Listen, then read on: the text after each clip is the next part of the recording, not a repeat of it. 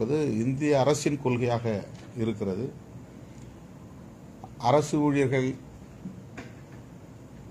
புதிதாக யாரும் நியமிக்கக்கூடாது என்கிற ஒரு நிலைப்பாடும் பெருகி இருக்கிறது. ஒவ்வொரு துறையாக தனியார்மயப்படுத்தி வருகிறார்கள்.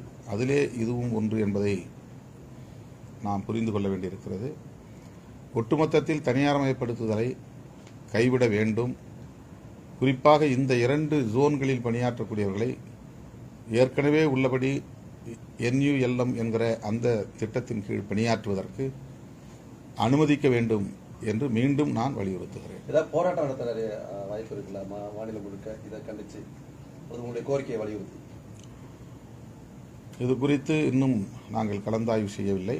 பல்வேறு பணிச்சுமைகளுக்கு இடையில்